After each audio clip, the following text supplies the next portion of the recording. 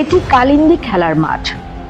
2024-25 অর্থ বছরে কাবিখা কর্মসূচির আওতায় কালিন্দী ইউনিয়নে মাঠ সংস্কার বাবদ বরাদ্দ দেওয়া হয়েছিল 5.993 মেট্রিক টন গমের পরিমাণ, নগদ অর্থ প্রায় 1.25 লাখ টাকা। বরাদ্দের টাকা পাশ হলেও মাঠটিতে হয়নি কাঙ্ক্ষিত কোনো সংস্কার। মানে আমার জানা মতে আপনার লাস্ট 2-3 বছর আগে একবার সংস্কারের কাজ শুনছিলাম, কিন্তু আপনার ওরকমভাবে কোনো কিছু হয়নি আমি যতটুকু জানি। মাঠটা তেমন কিছুই করা হয়নি। গত বছর একটা টুর্নামেন্ট হয়েছিল জিয়াসিতি নামে, তখন হালকা পাতলা কাজ করা হয়েছিল আউটফিল্ডের। এছাড়া এখন পর্যন্ত কোনো সংস্কার তেমন চোখে পড়ে নেই বা করেনি এরকম কোনো। নেম প্লেট আছে সম্ভবত আমান স্যার মাঠ ভরাটের কাজ শুরু করতে চেয়েছিল, কাজটা কি হয়েছিল? না, ওই কাজটা হয়নি এখনো। মাঠের প্রবেশ পথে মাটি ভরাট প্রকল্পের একটি স্মৃতি ফলক থাকলেও মাঠটিতে মাটি ভরাট করা হয়নি।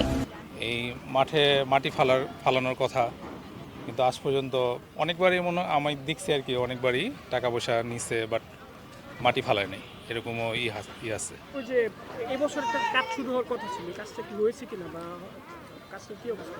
এই ড্রেসিং রুমে না, ওই যে ঢুকতে একটা ওই যে মাটি ভরাট একটা প্রকল্পের কাজ। না, মাটি ভরাটের কোনো কাজ হয়নি। আমরা ঢোকার সময় দেখলাম একটা ব্যানার আছে, আমান সাহেবের নাম দিয়ে সংস্কারের উদ্যোগ নেওয়া হয়েছিল মনে হয়। ওই কাজটা কি শুরু হয়েছিল কিনা বা? না, এখন পর্যন্ত তো কোনো সংস্কার আমরা দেখতে পারি নাই আর কি। আমার দেখা পর্যন্ত এখন তো মাঠে কোনো কিছু সংস্কার হয় নাই। কেরানীগঞ্জ উপজেলা প্রকল্প বাস্তবায়ন কর্মকর্তা দাবি করছেন মাঠের পিচ সংস্কার করা হয়েছে। তবে মাঠটিতে নিয়মিত যারা খেলাধুলা করে তারা বলছেন গত কয়েক বছরে করা হয়নি কোনো সংস্কার কাজ। সংস্কার কবে হয়েছে সেটা আমার জানা নেই, কিন্তু উইকেটের যে পরিচর্যার বিষয়টা, পরিচর্যাটা করতে পারিনি আমরা। এটার পিছনে আমাদেরও কাম খেয়ালে আছে, স্থানীয় যে ক্রিকেটার, আমরাও এটার ভিতরে খেলে নষ্ট করে ফেলেছি এবং দায়িত্বহীনতার একটা ব্যাপার রয়েছে উপর মহলে। কেরানীগঞ্জ উপজেলা নির্বাহী অফিসার ওমর ফারুক জানান, অনিয়ম হয়ে থাকলে যথাযথ ব্যবস্থা গ্রহণ করবেন তিনি।